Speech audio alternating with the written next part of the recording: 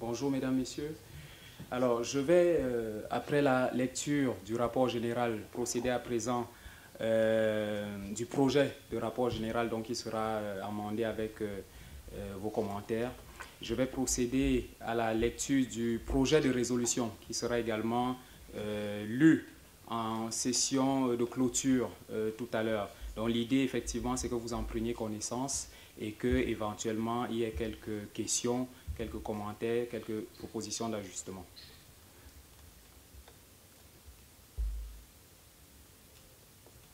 Alors, le forum Grow a Vision of Cameroun, 5e édition 2012, les 11 et 12 octobre, au Centre international des conférences de Genève, sur le thème « Contribution des migrants africains aux stratégies de développement », focus sur le Cameroun avec le DSE. À l'issue des travaux, les résolutions ci-après ont été prises. Résolution 1. Suivi du document de stratégie pour la croissance et l'emploi, DSCE. Le gouvernement camerounais, représenté par le ministère de l'Emploi et de la Formation professionnelle, a annoncé la publication du document intitulé « Attentes du gouvernement vis-à-vis de la diaspora pour une contribution à la mise en œuvre du DSE ». Ce document propose une matrice multisectorielle de contribution de la diaspora au déploiement du DSE. Ce document sera vulgarisé au sein de la diaspora afin d'identifier les secteurs prioritaires de contribution. Résolution 2. Promotion du DSE par le réseau Casanet. Dans le cadre de sa participation à la mise en œuvre du DSE, le réseau Casanet s'engage à promouvoir davantage la vulgarisation du DSE au sein de la diaspora camerounaise et au-delà. Résolution 3. Agence de coopération avec la diaspora. Les actions pour la mise en place d'un instrument de coopération avec la diaspora ayant siège au Cameroun ont été engagées par Casanet. Le cadre de développement de cette agence sera soumis aux différents partenaires privés et publics pour leur contribution active. Résolution 4. Groupe de travail sectoriel. Il a été proposé la mise en place au sein de Casanet de groupes de travail par secteur d'activité, pilotés entre autres par certains membres du Conseil des sages et enrichis par toute la diaspora et ses partenaires. Résolution 5. Salon des affaires et des projets vers l'Afrique. Il a été décidé d'organiser périodiquement un salon des affaires et des projets à chaque édition du forum. Ce salon devrait servir d'espace de mise en relation entre les investisseurs et les porteurs de projets. Enfin, résolution 6, prochaine édition du forum. Il a été reçu des propositions de 2 villes qui souhaiteraient abriter l'édition 2013 du forum d'Avoc. Il s'agit de New York et Paris. Voilà donc la lecture des 6 résolutions qui font partie donc, de ce projet de document qui vous est soumis et je vais sans autre passer la parole au public afin de recueillir vos commentaires.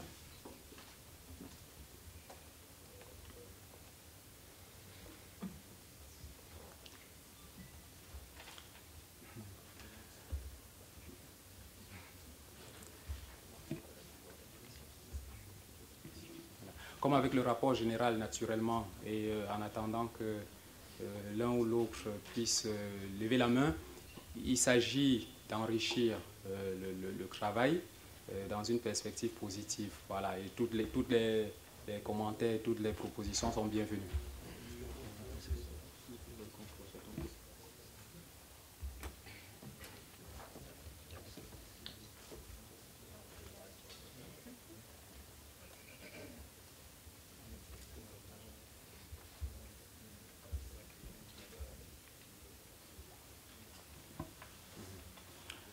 Oui, je vais passer la parole à M. Nzinga Obama, juste de préciser que si l'assistance souhaite que le document soit projeté, afin peut-être de faciliter les commentaires, on peut également le faire de l'autre côté, la technique me le signale.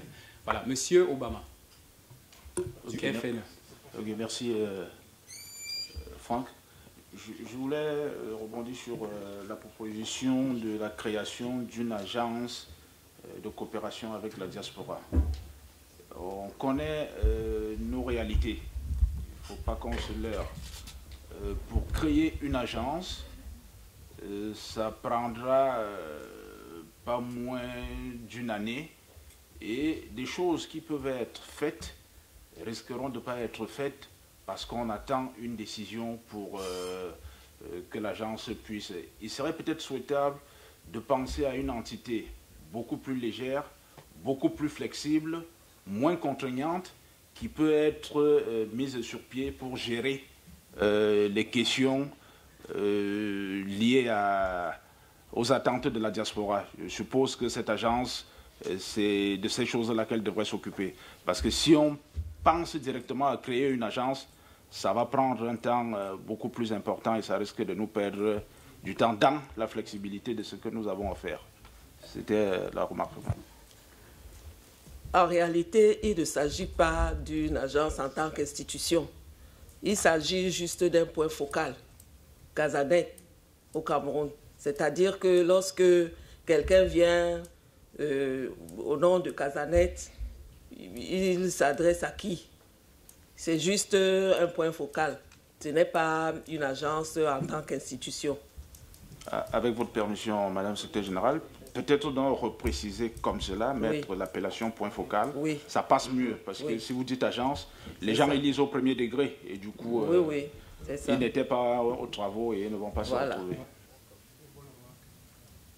Merci, M. Ndinga Obama du Fonds national d'emploi. Voilà, merci à M. Ndinga Obama du Fonds national d'emploi. On va recueillir d'autres commentaires, s'il vous plaît. Monsieur. Puisque c'est le dernier tour de table, je vais me présenter une dernière fois. Donc, Augustin Chami, donc Université Lyon 3. Je fais juste une observation rapide, peut-être une proposition. En fait, puisqu'on parle de l'emploi, et je pense qu'on est essentiellement concerné, voilà. Il ne serait pas inintéressant de penser, plutôt que ce type de point focal, de penser à ce que M. Obama appelle une agence, concrètement, puisque d'ailleurs il peut être concerné au premier plan, vu qu'il est dans ce secteur-là. Emploi ou investissement, peu importe, mais est-ce qu'il n'est pas possible, puisque nous ici, à la diaspora, rencontrons beaucoup de difficultés, qu'on le veuille ou non, quand on va au Cameroun, les procédures sont très lourdes. D'ailleurs, c'est reconnu, même si parfois on a beaucoup de mal, beaucoup de peine à comprendre les observations qui ne sont pas très jolies, mais on a beaucoup de peine à aller là-bas faire des procédures administratives. Est-ce qu'il n'y a pas moyen de faire un peu ce que... moi, je me rappelle, par exemple, quand je venais faire mes études en France, à l'époque, quand j'ai eu le bac, je suis allé au Centre culturel français, et je leur ai dit ce que je voulais faire, ils m'ont donné un certain nombre de dossiers que j'ai rendus là-bas. Et j'ai été inscrit à Dijon. Je me suis retrouvé comme ça, en train d'aller prendre mon visa, avec la réception de mon inscription. Est-ce qu'il n'y a pas moyen d'imaginer quelque chose de type qui, ici, à partir de la diaspora déjà, pourrait recueillir les formalités nécessaires en sorte que nous, on n'est pas au Cameroun à aller suivre des tractations qui sont parfois difficiles pour certains à vivre. Je vais prendre l'exemple qui est mis en place. Il y a quelque chose qui a été mis en place dans le domaine de l'immobilier. D'ailleurs, sont venus récemment à Lyon faire beaucoup de propagande. Quelqu'un a dit tout à l'heure quelque chose de très intéressant, qui sont gentils, je crois que c'est Jérôme qui l'a dit, ils sont très sympathiques quand ils arrivent ici, les autorités camerounaises, mais une fois sur place, c'est difficile. Ils viennent tout le temps faire des forums sur l'immobilier, mais c'est pas toujours aisé pour quelqu'un qui quitte la diaspora pour aller investir sur l'immobilier au Cameroun. Alors, ils ont mis un représentant du Crédit Foncier à Paris. Alors, ce monsieur, chaque fois qu'il recueille le dossier, je dis cela parce que c'est un cas concret que moi j'ai vécu, quand il arrive au Cameroun, il n'y a pas, on leur beau leur expliquer qu'il n'y a pas de copie certifiée conforme en France. Mais eux, ce qu'ils exigeraient, ces copies, est-ce que c'est de la bonne copie, etc. machin. Puis, ils ont des tas de dossiers. Et pourtant, je pense que leur représentant qui recueille cela en toute bonne foi, c'est-à-dire en ayant vérifié l'original. Alors, ce type d'initiative pourrait servir notamment en matière d'investissement, à condition évidemment que les actions fassent foi, pas qu'on fasse ici puis qu'on recommence à faire là-bas. Je vous remercie. Voilà. Merci, monsieur Tchameni. Je vais peut-être très rapidement, parce qu'il s'agit vraiment de faire un tour de table, inviter les uns les autres à aller au fait, et même si je pense que la mise en contexte aussi était intéressante. Bon, en qualité de secrétaire permanent de Casanet, je vais essayer d'apporter quelques éléments de réponse du point de vue de la diaspora. Et je serai en cela soutenu, assisté par Jérôme Montenana, coordinateur du conseil exécutif. Alors, il y a un fait, c'est que nul autre ne peut maîtriser aussi bien les besoins de la diaspora que la diaspora elle-même. Ça, c'est un fait. C'est pour ça que Casanet, effectivement, propose, déjà, et va continuer à proposer au niveau de l'étranger des services pour les migrants camerounais en direction du Cameroun. Maintenant, il se trouve qu'au Cameroun, effectivement, il y a déjà des instruments qui existent. Il y a le FNE, il y a d'autres agences de coopération qui existent. Nous pensons que l'action de la diaspora est complémentaire de ces actions. Dans un premier temps, de ces instruments, dans un premier temps, il s'agit de mettre un point focal. Déjà, la diaspora doit avoir un pied à terre au Cameroun parce que c'est elle qui est au fait de ces réalités. Et puis par la suite, effectivement, il est question que d'autres services, d'autres possibilités d'activités qui concernent au premier chef la diaspora, puissent justement prendre corps sur place au Cameroun en intelligence. C'est très important avec ce qui existe déjà. Ça ne sert à rien de dépenser des ressources. Mais la diaspora doit être présente sur place pour des besoins opérationnels et pratiques. Et elle doit également pouvoir investir la place économique camerounaise en ayant justement les deux regards, le regard local et puis le regard de l'extérieur. Donc c'est ce que je pouvais dire. Donc ce point focal, à terme, est amené justement à s'enrichir de plusieurs activités. Jérôme, voilà, je pense que c'est bon. Alors, est-ce que l'une des questions a trait à ce qui a été dit ou bien... Oui, ma question a trait au point focal. Oui, allez-y. Oui, bon, après, on va passer à d'autres points. Bon, je vais tout simplement dire que à Yaoundé, je dispose des locaux qui peuvent être mis à la disposition de la DT. C'est monsieur Gaston Ouattara.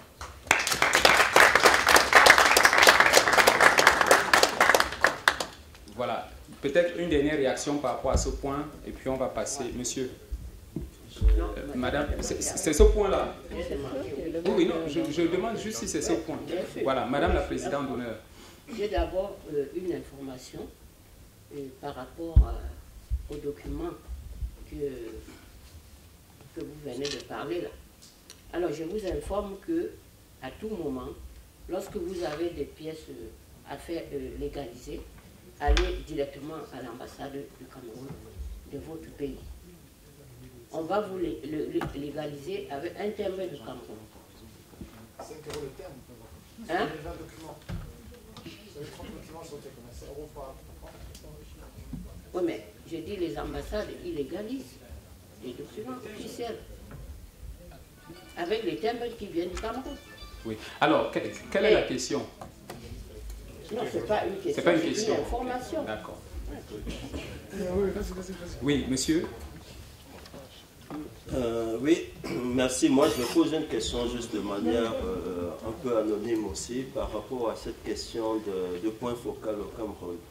En attendant que ce point focal existe réellement, j'aimerais poser la question à M. Onana du Fonds national de l'emploi. Qu'est-ce qu'il nous propose, lui étant sur place et gérant les affaires du Fonds national de l'emploi par rapport à ce point-là? Est-ce qu'il a une proposition à nous faire? Franck, qui ne voulait pas me redonner la parole, tu vois, elle m'est revenue. Je voulais dire, à la suite de l'intervention de mon cher ami de Lyon 3, nous avons actuellement, et c'est depuis l'année dernière, un centre intégré d'information pour l'entrepreneuriat jeune, qui est fonctionnel, qui est un peu une base de données centrale en termes d'information générale sur tout ce qui peut être fait, ce qui est disponible, où est-ce qu'on peut trouver quelle information. Nous sommes en train de la densifier et d'implémenter cette structure. elle existe, elle est là. C'est pas, chez nous, on n'est pas philosophe. Nous sommes pratico-pratiques. Je reviens sur la préoccupation relative au point focal. Même s'il y a un point focal, le point focal ne va pas aller faire les formalités administratives de l'entrepreneur ou de la personne qui veut s'installer au Cameroun.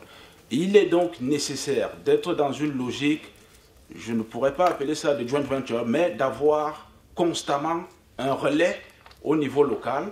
Vous avez des informations, vous avez un accès en termes d'informations et le partenaire ou, je ne sais pas, le relais que vous avez au niveau opérationnel sur place vous exécute l'ensemble des choses qui sont à faire régulièrement sur le terrain. Et autant que faire se peut, quand vous pouvez descendre sur le terrain, vous avez une lisibilité de ce qui est en train de faire. Mais vous avez une porte d'entrée qui est le point focal qui vous a donné l'information et le relais par rapport à la suite de ce que vous avez à faire. Je pense que c'est la façon la plus pratique de pouvoir gérer cette question. Voilà, merci monsieur Obama. Je pense que tout a été dit. Je vais passer la parole à Dr Vincent Konjok. Non, moi je voulais faire, je crois qu'il y a le point 5, si je ne me trompe pas, la résolution 5, où il y avait un mot périodique que moi je voulais qu'on change à l'organisme à chaque d'abord qui doit avoir ce salon, donc, au lieu de périodiquement. Ouais. Bon, moi je voulais simplement revenir sur un point. Je crois quand même que qui est accessoire par rapport à cette réunion, il n'est pas très important. Mais je crois que le point de photocopie est un point très important. Parce que c'est quoi une photocopie certifiée conforme? C'est un document qu'une administration a fait et qu'une autre administration du même pays doit confirmer. Donc ça veut dire que si je vais à l'ambassade du Cameroun, qu'est-ce qu'ils connaissent d'un diplôme français pour confirmer que ce document est vrai? Donc ils n'ont qu'à prendre la photocopie et s'ils ne sont pas satisfaits, ils appellent l'université concernée par exemple et ils ont la confirmation que c'est bon. Je crois que c'est des petits points qui ne sont pas importants parce que, quand on est en train de faire un dossier, parce que quand on regarde au niveau général, on a l'impression que c'est simple, mais quand on est en train de faire un dossier, je ne peux pas vous dire les difficultés qu'on peut rencontrer à cause des petits points comme ça. Une photocopie, c'est 10 centimes. Mais pour la certification, vous allez passer un temps énorme. Je crois que ça, c'est des points qui ne sont pas importants, qui ne partent pas dans les résolutions, mais qu'il faudrait que, s'il y a un point focal ou une agence, qu'importe, que des gens puissent quand même discuter avec d'autres et dire, voilà, quand on veut faire ceci, voilà ce qu'on pourrait faire, voilà comment on pourrait peut-être mieux gérer cela pour que cela soit facilité, quoi. Il y a beaucoup de points comme ça ce n'est qu'un petit point. On a parlé du point de la double nationalité, on a nos enfants, il faut aller prendre des visas. Ça, c'est des points, même moi, j'aurais souhaité qu'on mette ça dans la résolution. Peut-être même si ce n'était pas le fond de nos travaux, on travaillait sur le DSE, mais simplement pour rappel, on va au Cameroun, il faut courir partout pour avoir les visas des enfants. C'est souvent assez difficile. Merci. Oui, merci, docteur. Alors, on a encore 5 à 6 minutes d'échange afin de pouvoir respecter l'agenda et les contraintes horaires. Donc, j'invite les uns et les autres à profiter de ce temps restant. Oui, monsieur Abesolo. Merci. Je voudrais réagir sur 2 points. Le premier, dans le cadre de l'amélioration du prochain DAVOC, si vous pouvez permettre que les invités qui viennent de plusieurs pays se rencontrent, qu'il y ait des tête-à-tête. Oui. Parce qu'il y a ceux qui sont venus avec des projets, ils ont pu détecter des gens qui peuvent apporter des solutions, mais il n'y a pas eu un temps pour qu'ils puissent se rencontrer afin de trouver des solutions et engager ensemble ces projets. Ce qui sera d'ailleurs intéressant pour le prochain DAVOC, ça permettrait à ce qu'au prochain, on évalue le nombre de projets réellement réalisés. Exactement. Ça, c'est le premier point.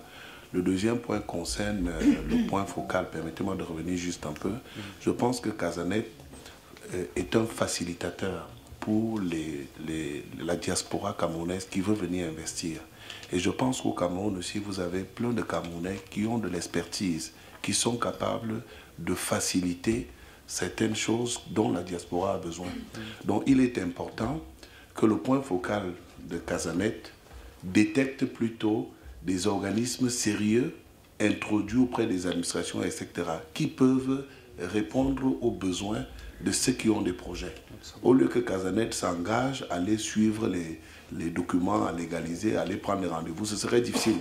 Encore moins les autorités camerounaises qui disent « venez, on va vous recevoir ». Ils vont vous recevoir peut-être pour vous faire plaisir, mais ils n'ont pas le temps pratique pour aller prendre le rendez-vous, prendre une autorisation. Donc il faut créer des joint ventures entre des entreprises, des Camerounais qui sont là-bas sérieux, qui déjà paient leur billet pour venir ici, assister à vos invitations, créer des joint ventures afin que les projets puissent se réaliser. Je pense que cette résolution pourra être modifiée ainsi. Je vous remercie. Merci, monsieur Abdosolo. Alors, si vous le voulez bien, on va recueillir un dernier point de vue. Madame. Je voudrais juste apporter ma petite contribution pour rappeler à tous les membres de la diaspora qu'il existe dans chaque pays aujourd'hui des accords du Cameroun par rapport à ces pays où nous vivons. Et que dans ce cadre-là, la coopération met en place des financements qui doivent être utilisés par les migrants. Parce que j'ai entendu des gens dire « j'ai des projets, j'ai dépensé mon argent ». Mais nous ne devons pas dépenser nos sous pour les projets que nous amenons chez nous. Les fonds existent. Donc il faut se diriger vers les ministères de l'Intérieur, les ministères de l'Immigration. La majorité aussi des conseils généraux aussi donnent des dons. Vous avez les fondations McDonald's, Fondation de France, Nestlé, pour ne citer que ceux-là. Et qui donnent des dons, qui acceptent des projets pour des migrants. Donc c'est tout ce que je voulais dire. Merci. Oui. Merci, madame. On est pris par le temps. Une proposition rapide. C'est simplement une proposition. Il faudrait, si ce n'est pas fait, je ne sais pas si vous avez un répertoire de compétences, parce que c'est quelque chose de très important, si vous faites un répertoire de compétences de toute la diaspora. Et ainsi, par rapport au projet, on peut apporter des aides pour élaborer un projet. Voilà. Vous avez un répertoire de compétences? Oui, tout à fait. Alors, pour répondre rapidement... Est-ce que moi je suis dans votre site? Monsieur, s'il vous plaît. Ça, c'est une question. S'il vous plaît. Monsieur, vous avez posé une question, on va vous donner une réponse. Permettez. Voilà. Alors, lors de la précédente édition, une des résolutions, précisément comme nous sommes en train de le faire, était de mettre en place un annuaire des compétences de la diaspora en version électronique et en version physique. Donc, un travail a été fait pour cela avec la collaboration, avec la participation du ministère de l'Emploi et de la Formation professionnelle. Et cet outil existe.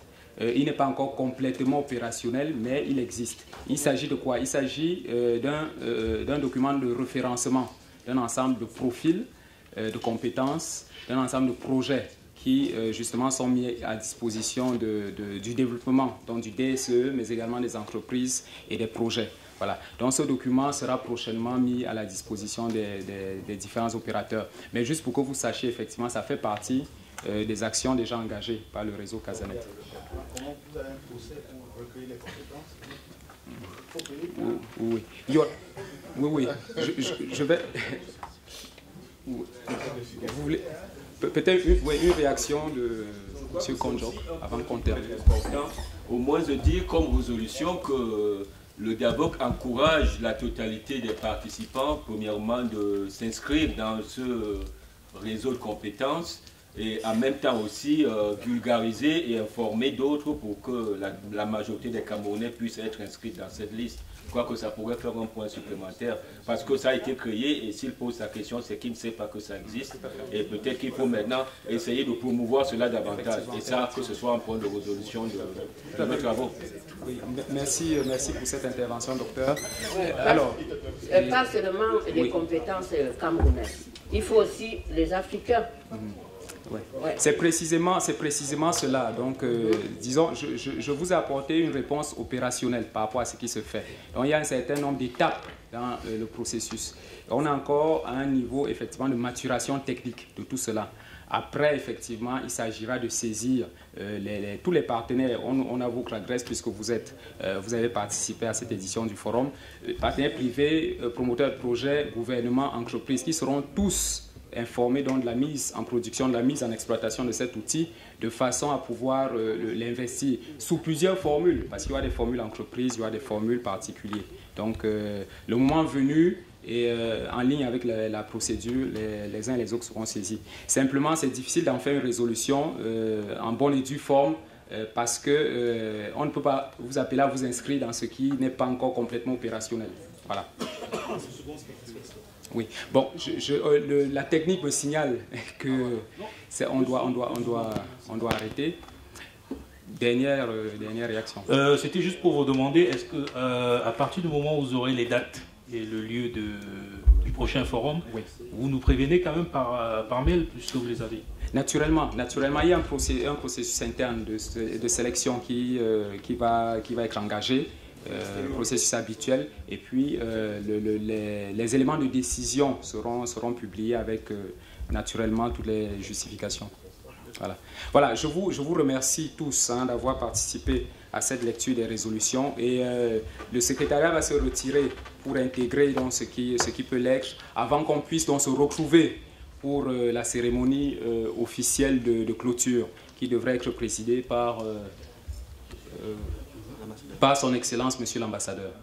Voilà, je vous remercie. On va vous donner les détails. Alors, donc, pour la suite...